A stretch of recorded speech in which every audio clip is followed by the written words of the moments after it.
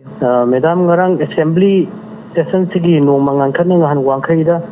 additional SP Imphal West ki yum da pa thokhe pam da thodok tugi numidang da akoi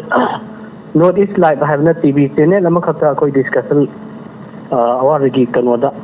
amakhak akoi ne ujaba matam da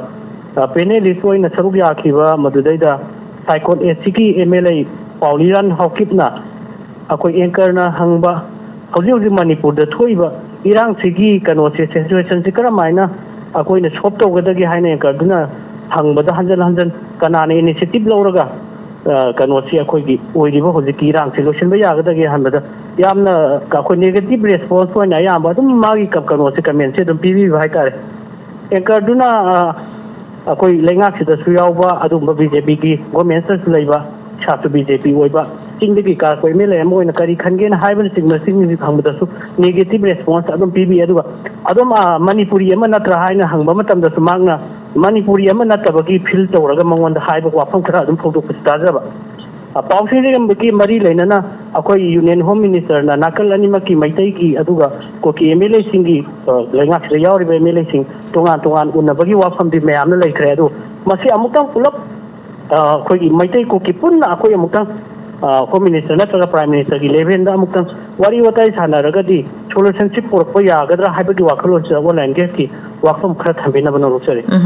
yam nungai tharum saru ya birak pagi da makta thaga chari ozagi ba pakhum taminase thaga che taseng ngoti handak da koi puki MLA mapan ga naga MLA kharaga ko asida ulagi ba ramon logi ba wa se inem home service starta Moi punna sa nagaju kuki punna sa kanda so bagi intervention amagi matang da ubani sana se na wa logi yon mo se moi na hai je chum ne so bagi khut option na ta ma ji solution po kusin nam de na so bagi khut option na wa lok na phone si na hai ne mo se achum khong da ne na challe adu yi hoji ki problem nam yi wa phon do ma problem je dum Haidara I honorable MLA Amabu Saidana Kosana Kaidokana Ingang with Namadu Dipam Jedu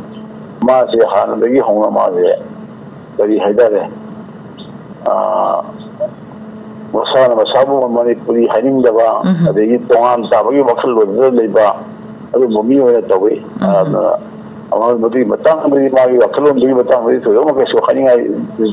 like that. Madu asum rasum da ra ji mama sana ka zo mutai da ga so haiba mini wala na ta hana thobok toramba mini aduga sai da to khai sani ga na to khai tani he na khanda sabar sasan asum bani he na khallaga sawak ro padu